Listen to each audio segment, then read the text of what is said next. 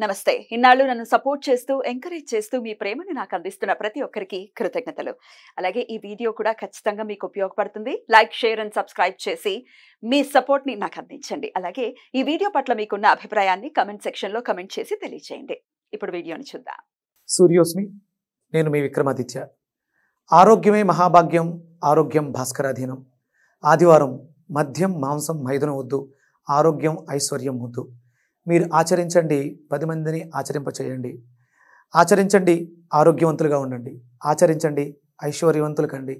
ఆచరించండి, ఆనందంగా జీవించండి. సూర్యోస్మి. జ్యోతిష్య శాస్త్రం ఒక అద్భుతం. వేదాంగమైన జ్యోతిష్య శాస్త్రం అనేటువంటిది మానవ జీవన గమనానికి ఒక వరం. జ్యోతిష్య శాస్త్రం నీ జీవితంలో వెలుగునింపే ఒక భాష. ఆ భాష నీకు అర్థమైతే ప్రకృతి నీతో మాట్లాడుతుంది. అస్ట్రాలజీ నేర్చుకోవాలి అనుకునే వారికి అద్భుత అవకాశం. మురళీధర శర్మ గారి అస్ట్రాలజీ క్లాసెస్ అతి త్వరలో మొదలు కాబోతున్నాయి. 100% జాబ్ గ్యారంటీ. వివరాల కొరకు సంప్రదించండి.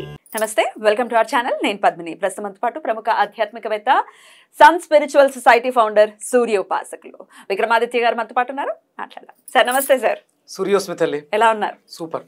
చిక్కారా లేకపోతే నాకలా అనిపిస్తున్నారు?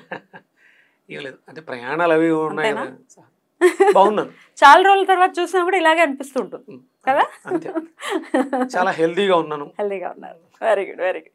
రామేశ్వరం వెళ్ళొచ్చారు. బాగా జరిగాయి దర్శనాలన్నీ. ఏమని వర్ణించను, ఎంతని వర్ణించను.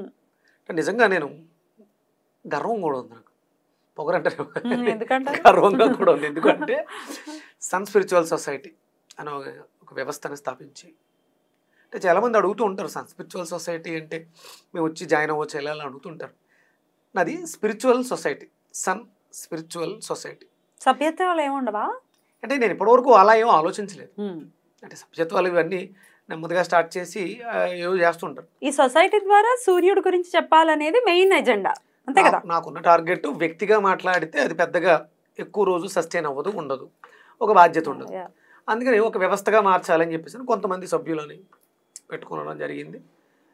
పెట్టుకున్న దాంట్లో 9 మంది, అందులో మెయిన్గా ప్రధానంగా ఉండేది నేను, నా భార్య, అలాగే మనకి వినుకొండ ఎమ్మెల్యే గారి వైఫ్ లీలావతి గారు ఇందులో ప్రధాన పాత్రధారులు. ఇక మిగతా 6 సైలెంట్. వీళ్ళందరూ వాళ్ళ పనులు వాళ్ళు చేసుకుంటూ ఉంటారు, అంతే. మా ప్రధానంగా సన్ స్పిరిచువల్ సొసైటీ మోటో ఏంటి అంటే ఆధ్యాత్మిక ప్రపంచంలో మరిచిపోయినటువంటి విషయాన్ని గుర్తు చేయటం. మీరు అడిగిందేమో రామేశ్వరం గురించి. ఇదేమిటి అని డౌట్ నాకు అర్థమవుతుంది, కానీ మీరు చెప్పండి. చాలా సంతోషంగా, గర్వంగా ఉందమ్మా.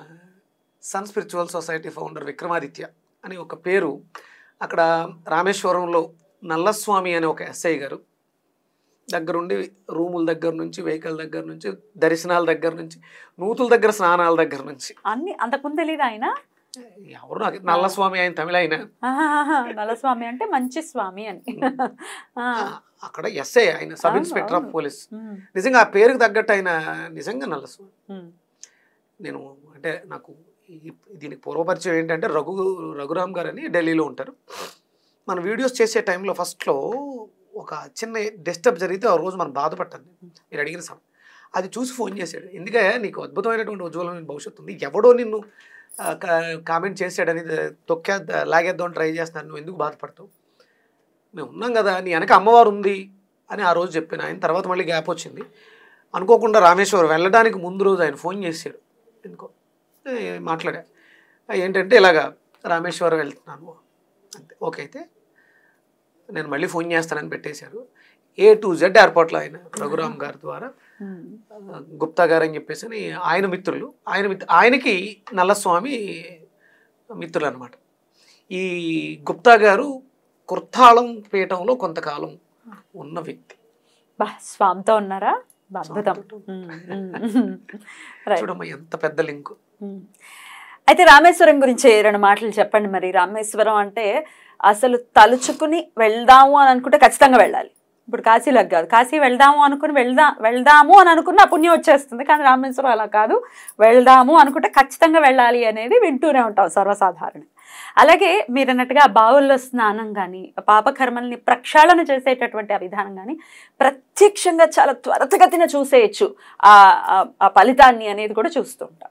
మరి మీకు ఎట్లా అనిపించింది? ఎందుకు వెళ్ళాలి రామేశ్వరం అంటే ఏం చెప్తారు?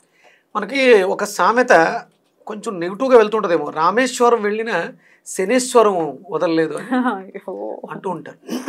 అంటే 100% రామేశ్వరం వెళితే శనేశ్వరం 100% వదిలేస్తుంది, నో డౌట్. ఏదో ప్రాస కోసం ఇలా వాడుంటారు కానీ రామేశ్వరం వెళితే చాలా అద్భుతమైనటువంటి స్థితి లభిస్తుంది. అది అందరూ కూడా, అంటే నేను గర్వంగా ఫీల్ అవుతాను, నా తల్లిదండ్రులు తీసుకుని వెళ్ళాను.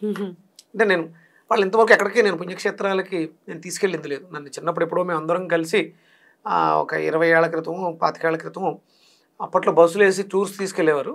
అలా ఏదో కొన్ని క్షేత్రాలకు వెళ్ళడం తప్ప తర్వాత మేము అందరూ వెళ్ళింది లేదు.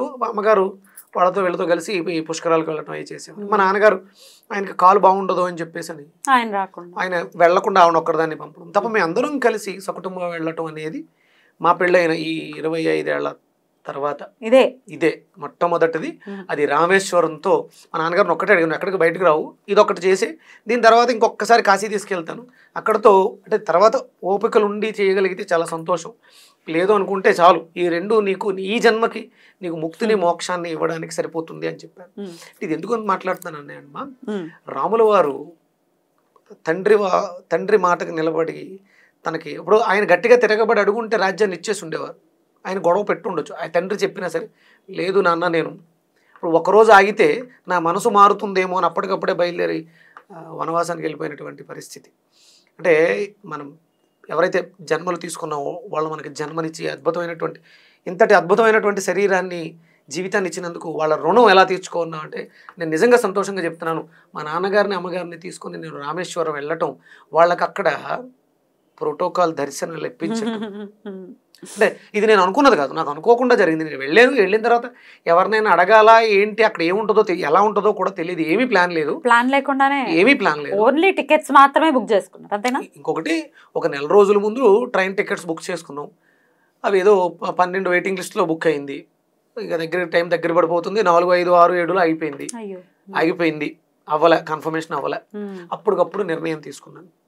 ఇప్పుడు మళ్ళీ ఒక 2-3 నెలలు ఆగి టికెట్లు వేసుకోవాలా ట్రైన్కి, లేదు అంటే ఇప్పుడు మా అమ్మగారు పాపం మేము రామేశ్వరం తీసుకెళ్తున్నాడు, మా ఊడు రామేశ్వరం తీసుకెళ్తున్నాడు, ఆవిడ ఎక్సైట్మెంట్తో అందరికీ చెప్పుకొని కూడా ఉన్నారు. మనసు అయితే చాలా చివుక్కుంది, కన్ఫర్మ్ అవ్వలేదు ఎలా. తెలిసిన రైల్వే డిపార్ట్మెంట్లో పనిచేస్తున్న వాళ్ళకి కూడా ఫోన్ చేశాను, ఈక్యూ ఏమైనా చేయించడానికి అవకాశం ఉంది, అవలా అంటేనే ఒక నిర్ణయం తీసుకున్నాం. అయితే ఇదేం పర్లేదు, ఫ్లైట్ ఎక్కించి తీసుకెళ్ళిపోవాలి. రాజమండ్రి టు రామేశ్వరం, మధురై. మీరు రాజమండ్రి వెళ్ళిపోయారా? మీరు రాజమండ్రి అక్కడ రాజమండ్రి నుంచి డైరెక్ట్ మధురై లేవు కానీ చెన్నై టు మధురై హ్యాపీగా వాళ్ళకి ఆ కోరికను కూడా తీర్చేసి అంటే తీర్చుకుని ఆ రుణం తీర్చుకునే భాగ్యాన్ని భగవంతుడు నాకు ప్రసాదించాడు. ఇక వెళ్ళిన తర్వాత ఒక్కొక్కటి చెప్పుకుంటూ పోతే ఆయన ఇది మనం ఇంకొక ఎపిసోడ్ చేయాల్సి ఉంటుంది. ఆయనకి కాళ్ళు బాగుండవు, నడవడానికి కొంచెం ఇబ్బందిగా ఉంటుంది, ప్లస్ కూర్చోవడం కూడా కింద కూర్చోవడం కూడా కష్టం మా నాన్నగారికి. అంటే ఆ కాలు ఒకటి బ్యాలెన్స్ చేసుకోవడానికి పక్క వెళ్ళిపోతూ ఉంటుంది. నేను సర్జరీ అయ్యి చేస్తే ఇబ్బంది పడిపోతారు, పెద్ద ఏజ్లో ఉన్నారు కదా అని చేయించలేదు. ఆయన దానివల్ల ఎక్కడికి బయటకు వెళ్ళను. సరే నువ్వు నీ క్యాప్ ఒకటి వేసుకుని తీసుకెళ్ళిపోయాను. తీసుకెళ్ళిన తర్వాత మనం ఫస్ట్ దిగిన రోజు నేను ఏకాదశి రోజు బయలుదేరు. అంటే ఏకాదశికి రామేశ్వరంలో ఉండాలని సంకల్పం, కానీ ప్రయాణం ఏకాదశి రోజే మొదలైంది. మధ్యాహ్నం 12 గంటలకు ఫ్లైటు, ఈవినింగ్ 6:30-7 కల్లా మధురై దిగాం. కారు పంపించారు, కారులో ఎక్కాం. రామేశ్వరం వెళ్ళే ముందు మధురై మీనాక్షి దర్శనం చేసేసుకు వెళ్ళిపోదాం ఒకవేళ అవకాశం ఉంటాయని చెప్పేసి డ్రైవర్ అని సరే అని వెళ్ళాం. ఆయన ఏదో నెంబర్ ఇస్తే ఫోన్ చేశారు. ఫోన్ చేస్తే ఒక ఆయన రిసీవ్ చేసుకున్నారు.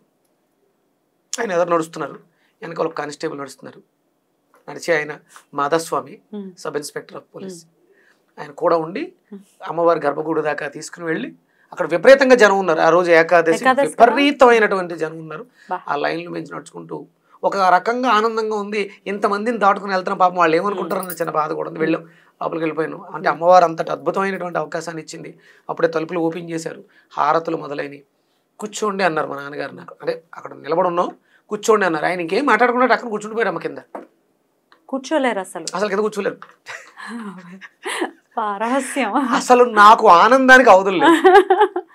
ఆయనకు కాలు అసలు కింద కూర్చోవడం అవ్వదు, ఇది దగ్గరికి రాదు. అంటే అది పక్కకి వెళ్ళిపోవడం వల్ల లెఫ్ట్ లెగ్ ఆయన కింద కూర్చోవడం అనేది జరగదు, ఆయన బాచిపడం వేసి కూర్చుంటారు అమ్మవారి ఎదురుగుండా. బ్యూటిఫుల్. 10-15 నిమిషాల పాటు వాళ్ళు ఆ ఇచ్చే హారతులు అన్నీ చూసుకుని అమ్మవారి దర్శనం చేసుకుని, అంటే ముందు రామేశ్వరం వెళ్ళి వచ్చేటప్పుడు మధురై ఆగాలి ఒరిజినల్ గా. అమ్మ మధురై అక్కడ పిలుచుకుని దర్శనాన్ని పెంచి రామేశ్వరం పంపించింది. రామేశ్వరం వెళ్తలోకి 11:30-12 అయింది. శుభ్రంగా ఒక ఆలయం అని ఒక గెస్ట్ హౌస్ ఉంది, దాంట్లో విడిది చేసాం. అక్కడ నుంచి మర్నాడు పొద్దుటే లేచి బావుల దగ్గరికి పంపించేశారు. అక్కడ ఉన్నది నల్లస్వామి, ఇక్కడ ఉన్నది మాధవస్వామి. ఎన్ని బావులు ఉంటాయి? 21 అమ్మా. 21లో మునగాల? మునగటం కాదు, బకెట్ తో పోస్తారు. 21 బకెట్లా? 21 బకెట్లు. ఓకే. దాంతో పాప ప్రక్షాళన జరుగుతుంది అని, ఎటువంటి పాపం చేసినా కూడా ప్రక్షాళన జరుగుతుంది అనేది వింటుంటాం. అంటే అమ్మా పాప ప్రక్షాళన అయిపోయింది. ఇప్పుడు అంటే కాశీ వెళ్ళి గంగలో మునిగితే పాప ప్రక్షాళన అయిపోయింది. మనకు ఒకటి ఉంటుంది, కాశీ వెళ్ళి కాశీ నుంచి రామేశ్వరం వెళ్ళాలి, ఇక్కడ నుంచి నీ జలాన్ని పట్టుకుని వెళ్ళాలి. కాశీ గంగలో పాప ప్రక్షాళన అయిపోయింది కదా, మరి మళ్ళీ రామేశ్వరంలో 21 బాగులతో మళ్ళీ పాప ప్రక్షాళన ఏమిటి? ఈ మధ్యలో మళ్ళీ పాపాలు చేసేస్తేనేమో. ఎందుకంటే పాపాలు రకరకాలు కదా, చూసి చేసే పాపాలు, ఆలోచనతో చేసే పాపాలు, నోటితో చేసే పాపాలు కదా. నాకు అలా అనిపించింది అంతే. అంటే అది అర్ధమండలం, 21 బావి అంటే అర్ధమండలం, 21 రోజు. ఇవన్నీ ప్రతిదీ దీక్షా పదంలో చేస్తూ ఉంటుంటారు. అంటే పాపం కోసం పుణ్యం కోసం కాదు, లోక కళ్యాణార్థం చెయ్యాలి. మానవులుగా జన్మ తీసుకున్నాము, చేసే పాపాలు ఎప్పుడు అంటే తినడం కూడా ఒక రకమైనటువంటి, అంటే తినడానికి చేసేటువంటి పాపం ఉంటుందిగా. నిన్నే ఒక ఆయన చెప్పారు, ఈ పాప ప్రక్షాళనకి ప్రతిరోజు ఉదయం మధ్యాహ్నం సాయంత్రం 3 పూట్ల చేయాల్సినటువంటి శ్లోకాలు ఉంటాయి. అంటే ఎవరైతే నిత్యం అనుష్ఠానంలో ఉంటారో ఆ అనుష్ఠానానికి ఎలాంటి విఘాతకాలు కలగకుండా మనల్ని ప్రేరేపించడానికి మన జఠరాగ్నిలో, మన శరీరంలోనే లెఫ్ట్ సైడ్ ఉంటుందంటది, పాపాన్ని ప్రేరేపించేటువంటి నాడి మన శరీరంలోనే ఉంటుంది. సో ఆ మంత్రమా శ్లోకమా? అది శ్లోకం మాకు సంకల్ప సహితంగా కొంచెం పెద్దదే ఉంటుంది. నేను ట్రై చేస్తాను, మన కుటుంబ సభ్యులందరికీ ఇవ్వాలి. ఎందుకంటే నాకు ఇది ఎందుకు తెలుసుకోవాల్సి వచ్చిందంటే, భగవంతుడు అనుగ్రహం, సూర్యనారాయణమూర్తి సాలగ్రామ రూపంగా, సూర్య సాలగ్రామం ఒకటి ఇంటికి వచ్చింది. చూసారా? చూసాను. నేను నారాయణుడు అనుకున్నాను, సూర్యుడు. సూర్య సాలగ్రామం. నిన్నటి నుంచే దానికి అభిషేకం. ఇక స్వామి డైరెక్ట్ గా సాలగ్రామం రూపంలో ఇంటికి వచ్చేస్తే ఇంకంతకంటే సంతోషం, ఆనందానికి అవదలేదు. అంటే దానికి అర్చించడానికి, తాకటానికి, స్పర్శించడానికి దీన్ని మనం ఎప్పటికప్పుడు క్లెన్స్ చెయ్యాలి. అందుకని ఆ పాప ప్రక్షాళన మంత్రాలు మనం చెప్పాం, దాన్ని సింప్లిఫై చేశారు. మనం స్టార్టింగ్లోనే చెప్పాం, అదే ఉంటుంది అక్కడ. మూలాధార చక్రం, స్వాధిష్టానం, మణిపూరకం చక్రాలని యాక్టివ్ చేసుకున్న తర్వాతే మనం దైనందిన జీవితంలో షోడశోపచార పూజలకు వెళ్ళాలి అని కూడా చెప్పాం, గుర్తుందా? లం పృథ్వీన్యై నమః, వం వరుణాయ నమః. మన మంత్రాలు ఇవే ఈ కాంబినేషన్ లోనే ఉన్నాయి. చూడండి ఎంత, అంటే ఇంకొంచెం డెప్త్ గా ఆ మంత్రాలు తెలుసుకోవడం జరిగింది. ఈ సాధన చేస్తుంటే యాక్చువల్ దాంట్లోకి తీసుకెళ్తాం అంతే కదా, పాత్ చూపిస్తాం. అక్కడ మొదలు పెట్టాను, సింపుల్ గా మొదలు పెట్టాను. ఆదిత్య హృదయంతో సంధ్యావందనం చేసుకోవడం వచ్చింది, సంధ్యావందనం యంత్రపూర్వకంగా వచ్చింది. ఆ యంత్రంతో పాటు సువర్ణ కలశము, పద్మము, సువర్ణ పుష్పం, అష్టదళ పద్మంతో వచ్చింది. ఇప్పుడు స్వామి సాలగ్రామ రూపంగా వచ్చాడు. అద్భుతమైనటువంటి దర్శనాలమ్మ. రామేశ్వరము, మధురై, అక్కడ ఖచ్చితంగా వెళ్ళి తీరాలి ప్రతి ఒక్కరు. 100% మనం జన్మ తీసుకున్నాం మానవులుగా, మనకి జన్మనిచ్చినటువంటి తల్లిదండ్రులు ఎవరైనా సరే తల్లిదండ్రులు తీసుకుని, అంటే మనం ఈ పితృకార్యాలు అవి చేస్తూ ఉంటాం. అలాంటివి, అంటే ఇలాంటివి చెయ్యనివి, తెలుసో తెలియకో చేసినటువంటి పాపకర్మలు ఏవైనా ఉంటే అక్కడికి వెళ్ళి మనకు అందరికీ ఆద్యుడు శ్రీరామచంద్రమూర్తి నడయాడినటువంటి ప్రాంతం, ఆయన అర్చించినటువంటి సీతమ్మ తల్లి స్వహస్తాలతో అర్చించినటువంటి మూర్తులు, వాళ్ళని దర్శించడం ద్వారా, స్పర్శించడం ద్వారా ఆ పుణ్యం మనకి సంప్రాప్తించుకోవడానికి, మన పాపాలను కడుక్కోవడానికి అవకాశం ఏర్పడుతుంది. అద్భుతం, చాలా చాలా అద్భుతంగా వివరించారు. మీ ఎక్స్పీరియన్స్ ని షేర్ చేస్తే డెఫినెట్ గా ఇంకొక 10 మందికి అది ప్రేరణనిస్తుంది. ఖచ్చితంగా ఒక్కసారి వెళ్దాము. అంటే మన ధర్మం అది, మన ధర్మం, సనాతన ధర్మం, మన హిందూ ధర్మం. ధర్మం రక్షిత రక్షిత అంటే అంటే నేను ఏదో ఒక అద్భుతమైనటువంటి విషయాన్ని తెలిసేసుకున్నాను, దాన్ని నేను అవలంబించేసి నేను బాగున్నాను అంటే నేను దాచేసుకుంటే సరిపోతుంది. గోప్యంగా ఉంచుకోవడం, ఈ విషయాన్ని తెలియచేయాలి, వెళ్ళాలి. వెళ్దాం. ఇప్పటిదాకా వెళ్ళని వాళ్ళు ఖచ్చితంగా సరే వెళ్ళేటటువంటి వెళ్ళండి. ప్రయత్నం చాలా అద్భుతమైనటువంటి యాత్ర రామేశ్వర యాత్ర. ఆ వానరులు నడయాడినటువంటి ప్రాంతం, రామ భక్తులు ఖచ్చితంగా దాని తీరా చూడాలి. అసలు మామూలు కాదు, మాటలు సరిపోవమ్మా. అద్భుతం, చాలా బ్యూటిఫుల్ గా ఎక్స్ప్లెయిన్ చేశారు. ఇక నెక్స్ట్ ఎపిసోడ్ లో కొన్ని ఇంపార్టెంట్ టాపిక్స్ ఉన్నాయి, మాట్లాడుకుందాం. సరే, థ్యాంక్ యూ సార్, నమస్తే. సూర్యోస్